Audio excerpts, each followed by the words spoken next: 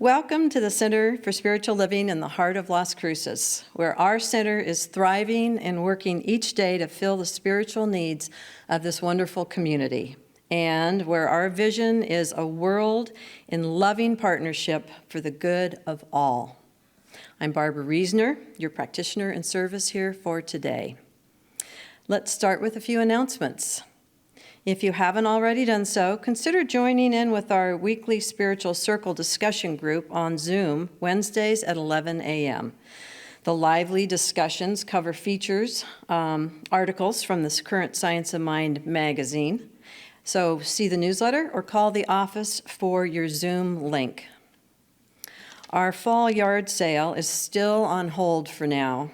We're looking for someone or a couple of someones with storage space where we can temporarily stash what people wanted to donate until we can actually reschedule. Please let our office know if you can accommodate us with some space. And the plus for this, if you do have the space, is you'll get first dibs on knowing what treasures are available. We have some late breaking news, and it's a school supply drive for Seguimos Adelante.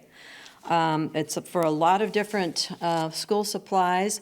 This flyer will appear in today's newsletter, and you can see all the opportunities you have to give for this cause. Collections will be on Fridays during the month of October from 10 to 11 in the back parking lot. We have some exciting volunteer opportunities, the main ones being the lending library curator and the bookstore overseer. Check out the newsletter for other opportunities to contribute to and call the office to let us know how you can contribute. If you see a strange number on your caller ID, it is very well one of the practitioners from our center calling to chat to make sure that you're doing okay. So please pick up. We'll also be checking to see if you're interested in another Zoom social hour at some point.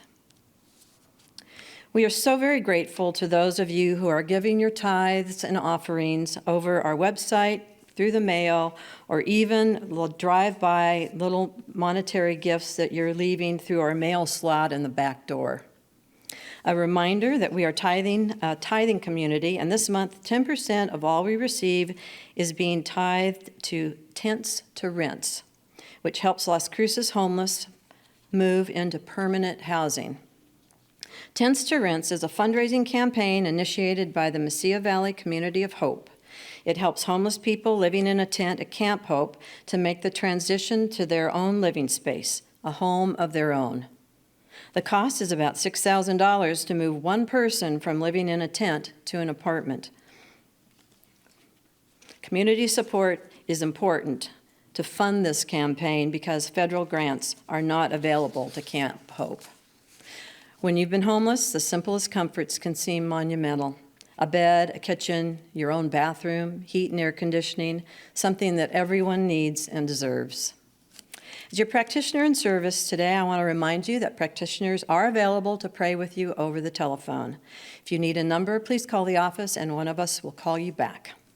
And don't forget that we still have the prayer request button on the website, so you can send us your prayer requests, which will go directly to a practitioner, and we are all still praying with you from our homes on Tuesday afternoons. So now it is time for song, silence, and a prayer.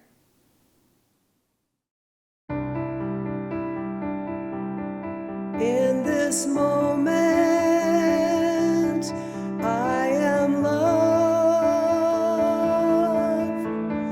Love is this moment. Love, love, love. This moment is what I am.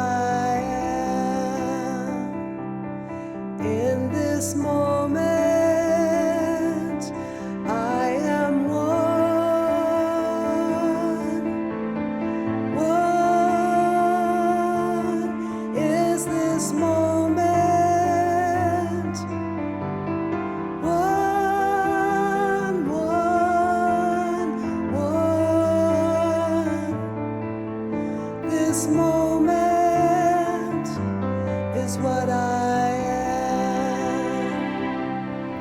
In this moment, I am still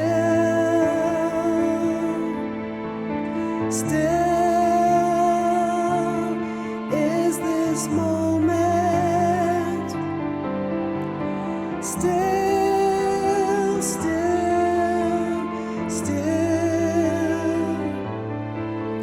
this moment is what I am.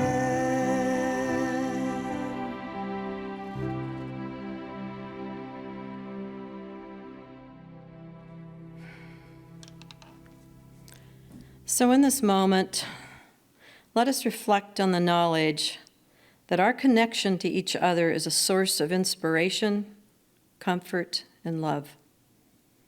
In this connection, we know to be kind to each other. With this connection, we know to be non-judgmental of each other. And because of the gift of this connection, we automatically demonstrate love toward one another. I know and affirm that this spiritual community is blessed with individuals who demonstrate the principles of our teaching, with the wisdom that our thoughts manifest our daily experiences. And even though we're not together in the sanctuary, the energy that we emanate brings us together despite the separation.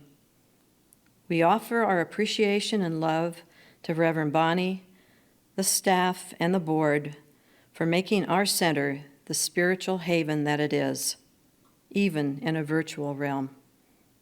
For this we are so grateful.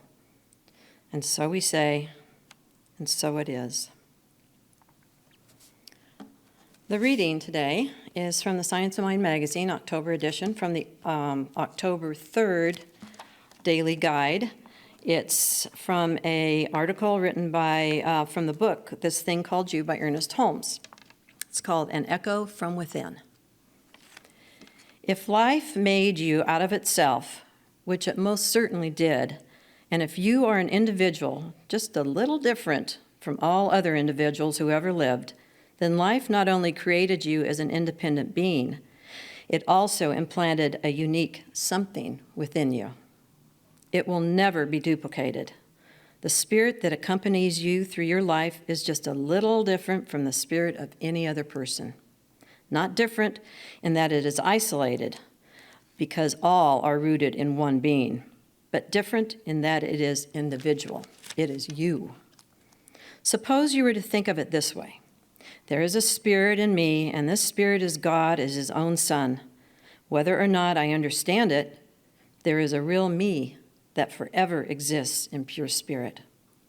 I had nothing to do with this. I merely awoke and discovered it. I did not give it to myself, and I cannot withdraw it from myself from it. I can only accept it. Since you are an individual, you can either accept or reject your own spirit. Of course, no one can take it away from you. Somewhere along the line, you will be compelled to accept it. However, you can procrastinate, you can divert, you can sidestep or delay this divine event. If you knew beyond question that this is true, your greatest search would be after your own spirit. Well, you do know this. Every desire you have for betterment in life is some echo from that deep within which forevermore proclaims, "Behold, I make all things new." And so it is.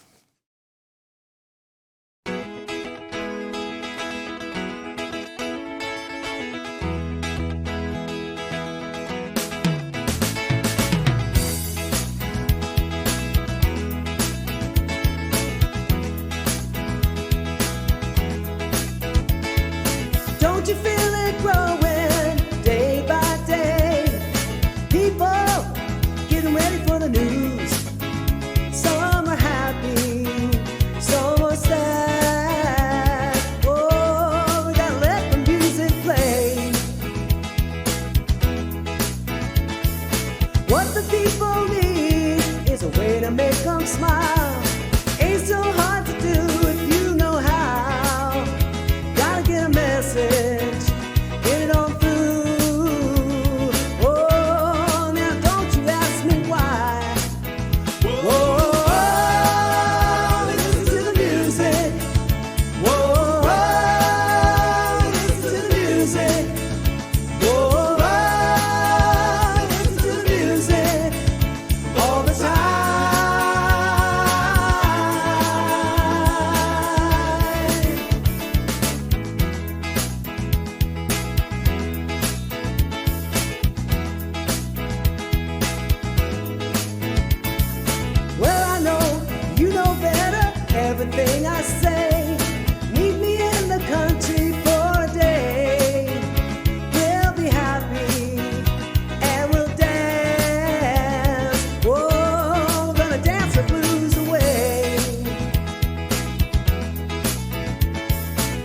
it's feeling good to you and it's feeling good to me, there ain't nothing we can't do or say. Feeling good, feeling fine.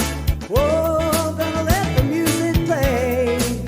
Whoa, whoa, listen to the music. Whoa, whoa, listen to the music. Whoa, whoa, listen to the music all the time.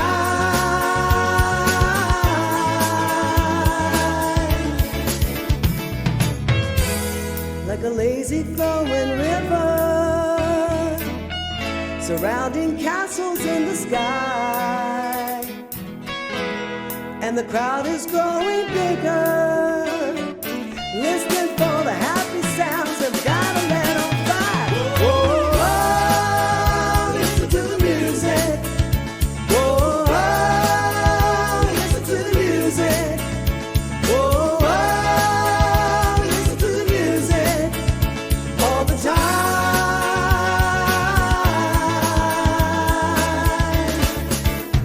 Whoa, whoa, listen to the music. Whoa, whoa, listen to the music.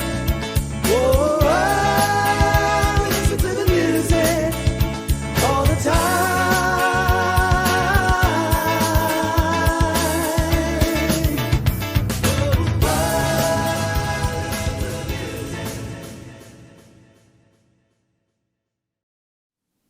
Our speaker today is our very own Reverend Bonnie, and we are happy to have her giving the talk today. So here's Bonnie.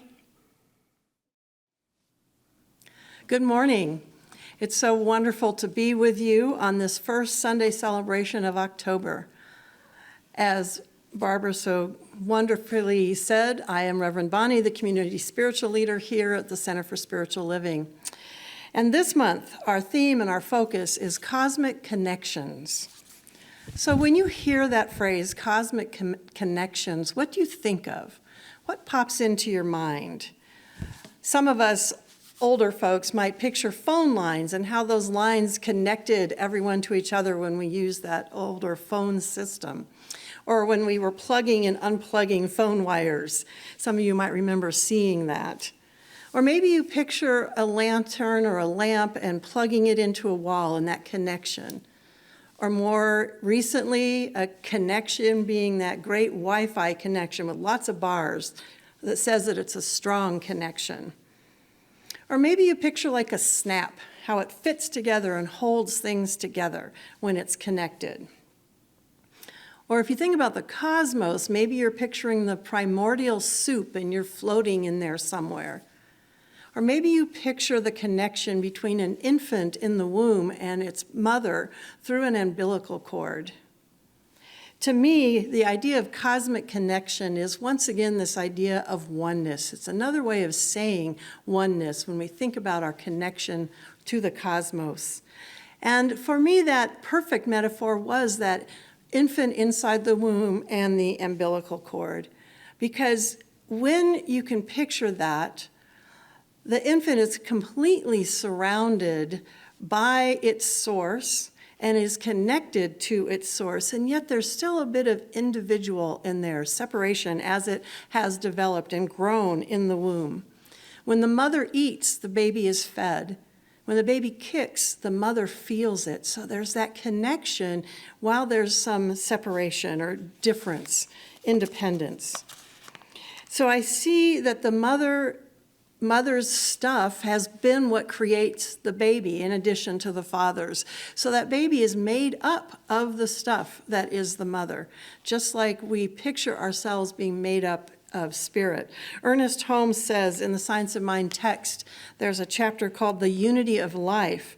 There is one body and one spirit, the body of God, who is one spirit. Within this one body are all bodies. That is, within the one creation, which is the product of the one spirit, are all bodies.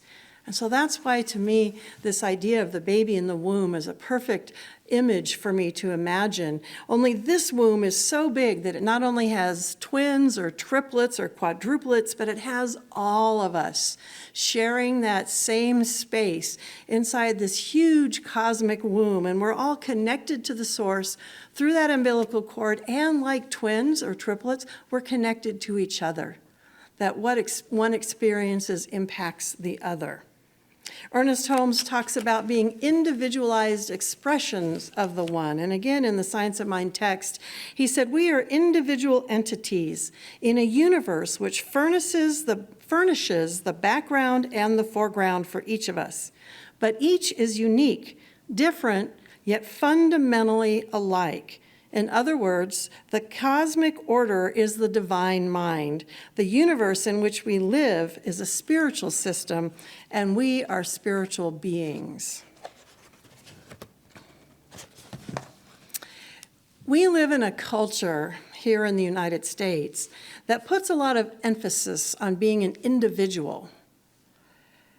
We put little emphasis on we are some part of each other, that way that we are connected or alike. In fact, sometimes I think we feel so individual that we begin to feel alone or separate, especially at times like this when we are staying in our own individual homes, separated from each other. We might begin to feel that we are not connected in some ways. And some of us might even begin to feel that we don't need anyone. We're such an independent individual that we don't need anyone, or some of us might even feel we don't need God. What we've been learning in the White Fragility book study is that part of why it's difficult for white people to look at their own racist tendencies and to really listen and understand people, listen to and understand people of color, and why we have a tendency to react with what is being termed fragility when someone points out our racist behaviors or something that we've done that might support a racist system or the racism in our country. The reason we have this response is because we've been taught to think of ourselves as individuals. We've been taught to see ourselves as unique. We feel, well, I'm different than everyone else. I'm not racist. And this only contributes to a system that is influenced and continues to perpetuate racism and that feeling of white supremacy and or superiority. So what we're learning is that rugged individualism that we've developed through what Ernest Holmes would call race consciousness tells us that we're different, tells us that we're special, tells us that we've pulled ourselves up by our bootstraps, or our ancestors did, and they handed that down to us. And we have forgotten on some level that individualized expression does not exempt us from being part of the whole, that we are still all connected. In fact, Ernest Holmes said, again in the text, no greater mistake could be made than to think that we must separate life from what it does. We must unify and not divide. We must unify and not divide. Many of us, I think, as adults, have had to teach ourselves what that means, how we are connected. We've had to teach ourselves about our oneness with everyone else and everything else in the universe, in the cosmos. We've had to teach ourselves about an invisible web, or those invisible umbilical cords that connect us to our source and to each other. And I think what we don't realize is that we've actually clamped some of these cords. We put clamps on them. We've blocked that flow of good. We could call it food, spiritual food, nourishment, love from source to ourselves and from ourselves to each other. So how does this work then when we see and believe ourselves to be so unique and individual, different from others? How does it work that we are also expressions that appear different, but we're all connected? Well, of course, I'm going to use my garden as an example. And this is how I've seen it in the world of growing things.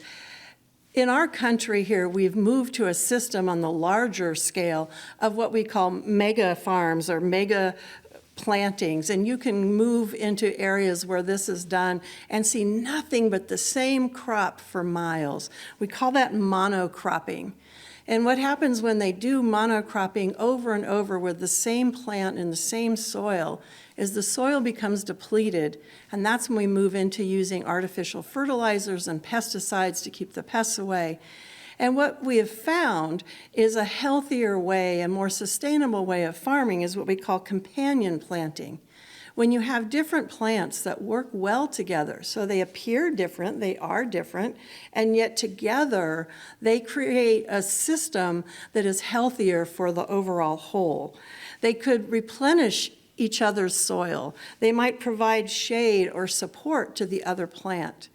I discovered this summer, almost by accident, 2 plants that have gone really well together, and those are my cucumbers and okra. I knew that cucumbers don't like heat. They prefer to be cool and shaded.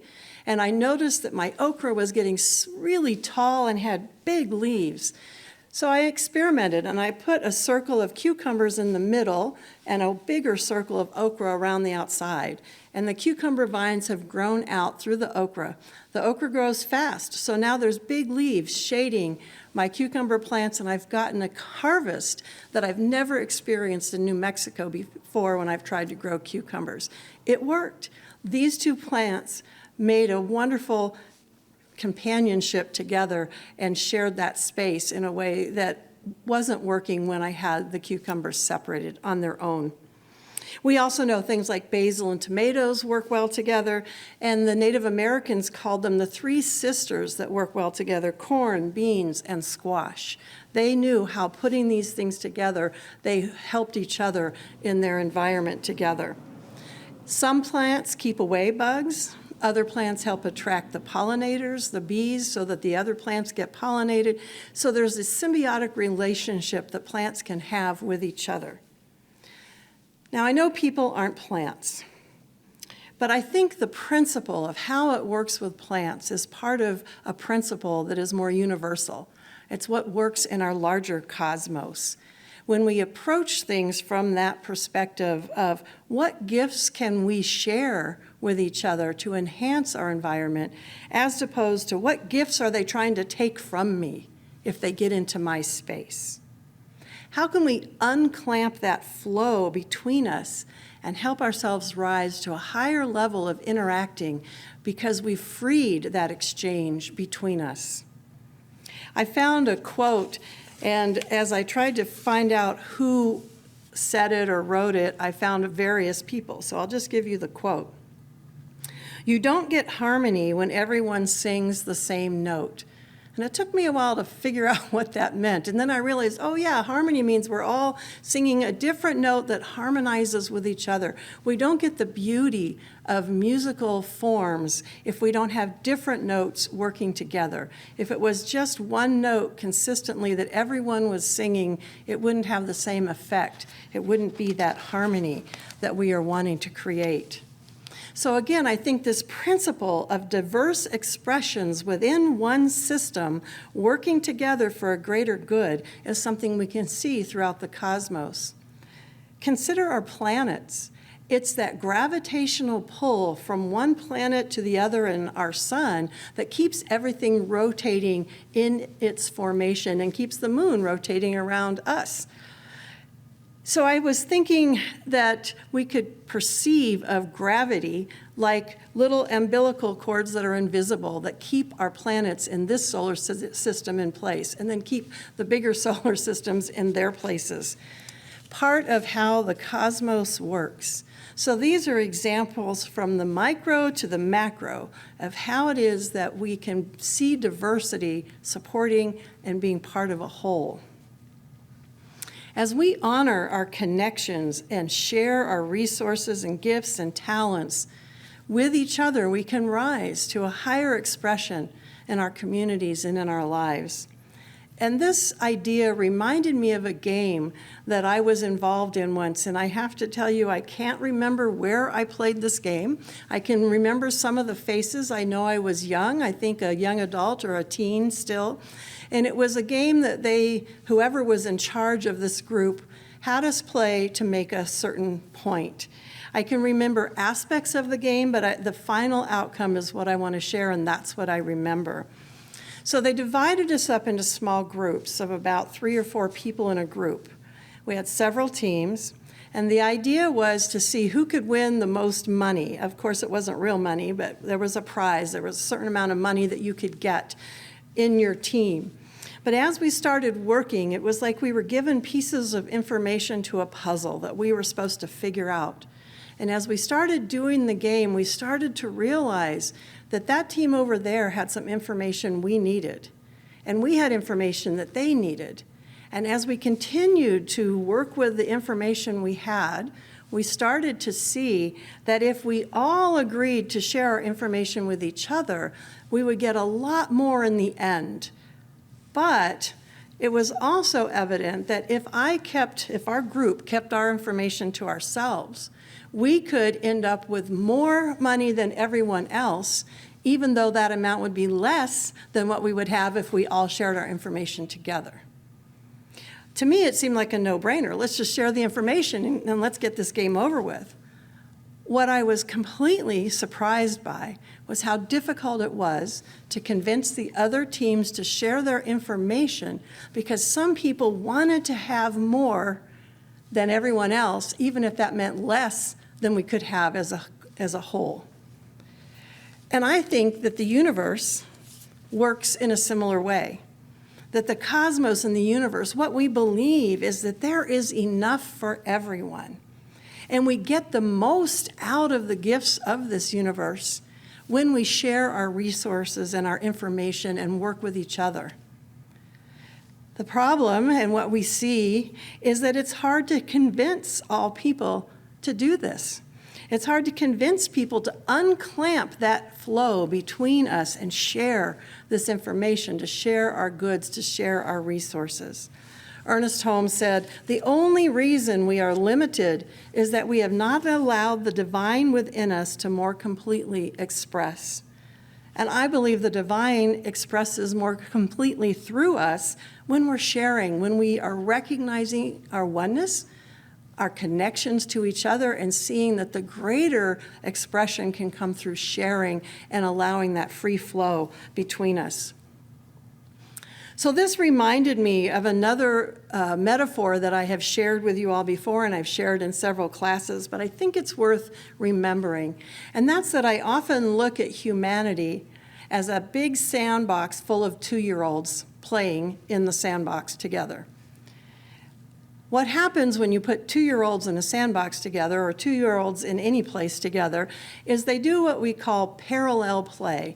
They don't often interact with each other. They're better at doing their own thing, playing next to each other, and for the most part, that's the way they are the happiest.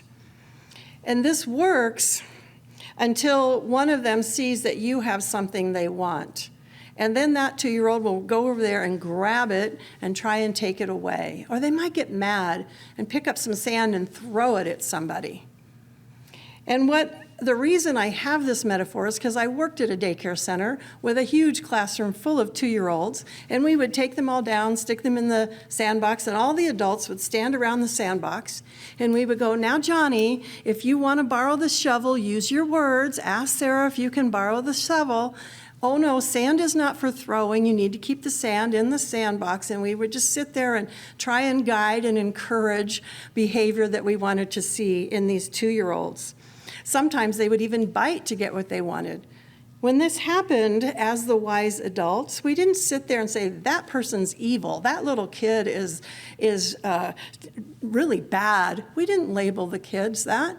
We knew that this was something they were growing through. We knew we could train them and help them learn to become adults that could share, could use their words and ask for what they needed. We knew that their divine potential was still there, so we didn't label them bad or evil. I think as we look out on our world today, we're seeing a lot of 2-year-old in the sandbox behavior all over the place. And my question is, how can we pull back from that scene and look at the earth as one giant sandbox with a lot of us in it? And how can we step into our wise adult roles? How can we step into our higher self and bring that higher awareness to the interactions that we see taking place around us? How can we encourage people to express and open up to their God self, to use their words, to ask for what they need, to share, to be more civil with each other? How can we unclamp that flow of God's source through us to each other? How do we allow those invisible umbilical cords between us and our source of good and God and love that flows through us, and then let it flow, unclamp those clamps that we have put between us and other people? Now, I know sometimes that metaphor of an umbilical cord has been seen in a negative way. It's been used to mean that someone is too dependent. And again, in a world that values independence and individuality, that makes sense. You may have heard, oh, that person is still attached at the navel, meaning that umbilical cord is still attaching that person to whoever. You might hear, or he or she is still hanging on to their mother's apron strings. Again, the apron strings can be seen as external umbilical cords that attach the child to the mother.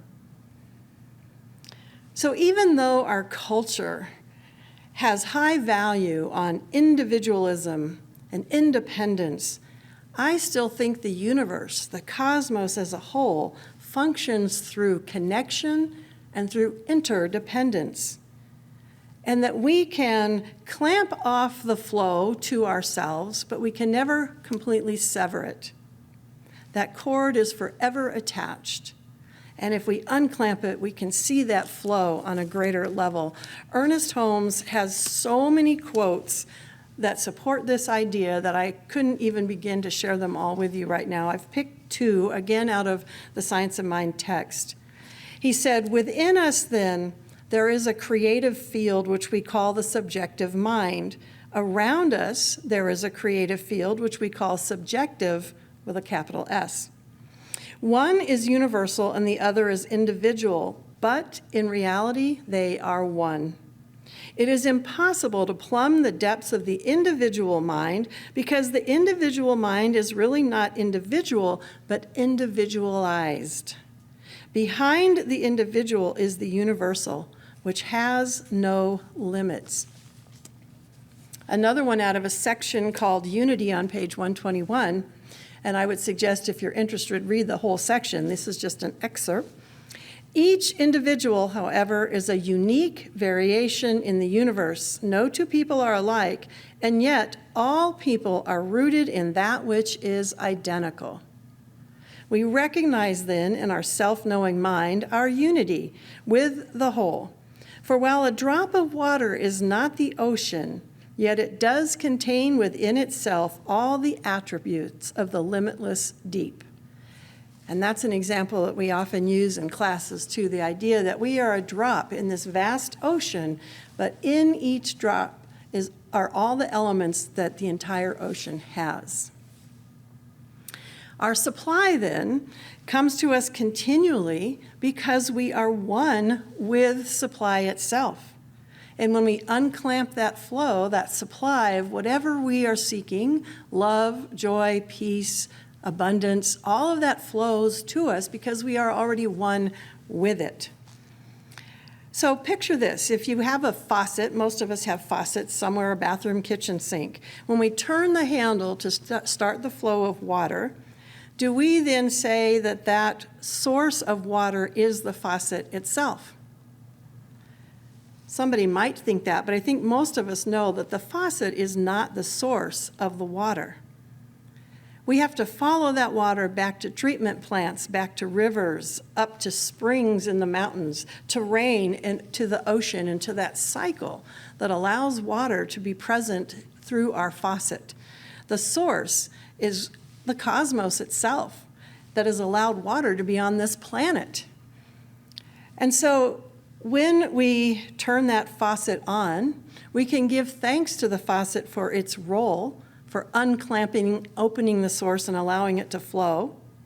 And for some of us, the faucet could be a symbol of our current job, a Social Security check or a stimulus check. It's the source, the place that the supply has narrowed and come through to show up in our lives.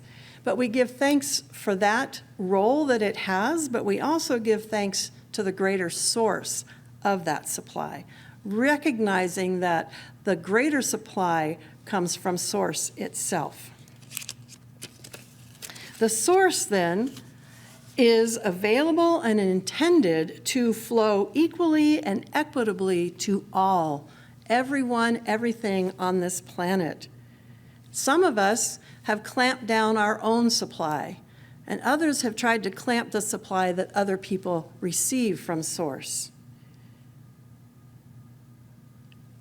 Ernest Holmes said, "The Spirit has not withheld good from us, but ignorance of the true law of supply has caused us to have fear. We should endeavor to stop limiting God." There is plenty of source and supply if we unclamp those umbilical cords that we have. Remember the game that I talked about. The fact that when we share our ideas and our resources, when we share the gifts that we have with each other, we gain more in the long run than if we hoard certain aspects to ourselves or to our own personal small communities. My interpretation of all of these things that Ernest Holmes has shared about our oneness, our unity, and how supply and source works, and how we are a part of or connected to the cosmos goes back to that idea of I see ourselves connected to source through what looks like or feels like an umbilical cord of constant supply. I'm an individualized expression of that whole larger cosmos that we could call the womb. We are connected to life, to that source, to the whole outer realm of cosmos beyond what our imagination can even fathom. And when we consciously unclamp those cords, we can open to a greater flow. We can allow that flow to move through us. We can let our greater mind that we also are connected to move through us. And we can solve any problem that is presented to us, including the problem of how to convince other people to unclamp and share their resources, their ideas, their gifts with the greater whole. So as we contemplate this month, Cosmic Connections, and as we open more to that flow of our wise mind, that expanded mind coming in and through us, I encourage everyone to do what I would call a cosmic body scan. Look through your life and your experiences and see where you might have clamped off some of your umbilical cords to life, some of your supply. Where have you clamped off your supply that goes between you and others? Where have you clamped off your good that is trying to reach you and arrive to you? Where have you clamped off your gifts, your talents, and your resources and your knowledge that you can share with others? And where have you clamped off that life-giving supply of source itself wanting to move through you? And again, I hope we can visualize. I can just see all these clamps coming off of all of these invisible umbilical cords. And when we do that, what I see is that free flow of source, of God, of love coming through me and out and around and among each other. And when that happens, I can feel an increase in the pulsation of life through all of us. I can feel an increase of nutrition, spiritual food, health, and well-being when we've unclamped this free flow that moves in and among us. I hope that you can feel your connection then to the cosmos and to all that is within the cosmos and beyond, and feel that presence of life that is pulsating through your umbilical cord to life, and let that life flow. And so it is.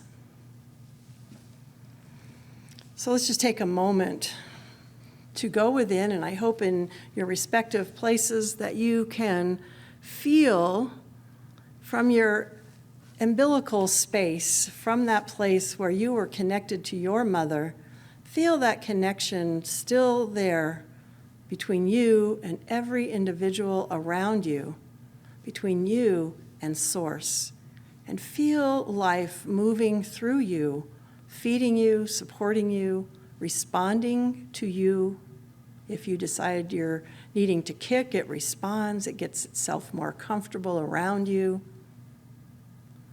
Imagine yourself floating in that big, huge womb that includes all of us.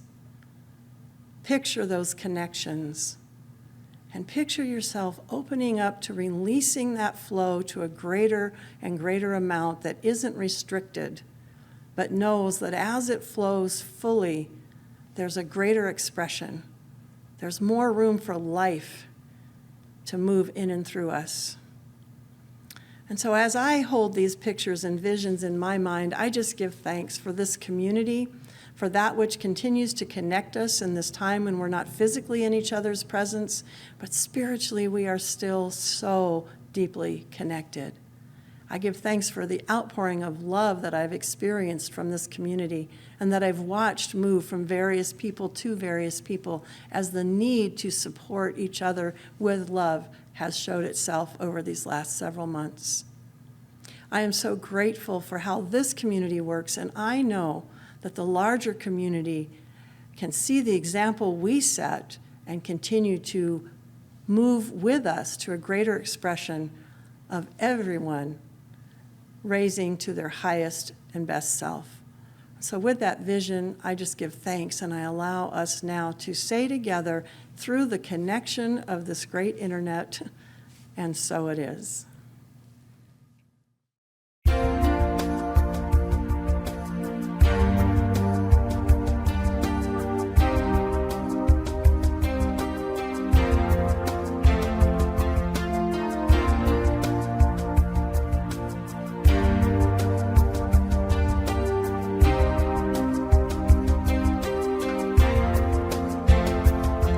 From the day we arrive on the planet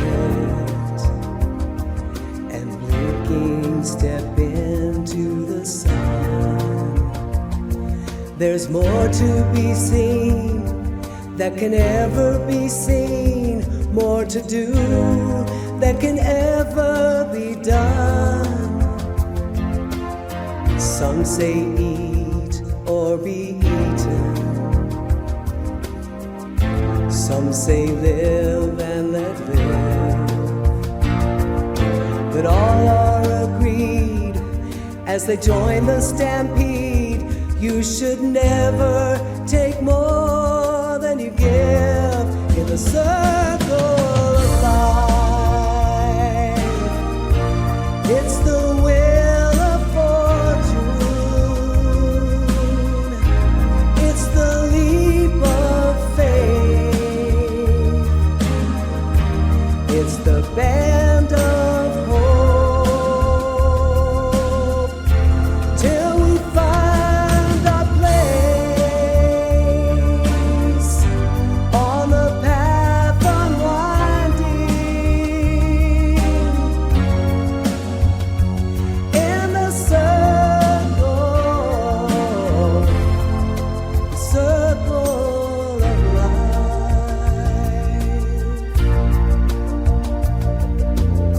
Some of us fall by the wayside, and some of us soar to the stars, and some of us sail through our troubles, and some have to live with the scars. There's far too much to take in here, more to find than can ever be found. But the sun rolling high through the sapphire sky keeps great and small on the endless round, in the circle of life. It's the wheel of fortune,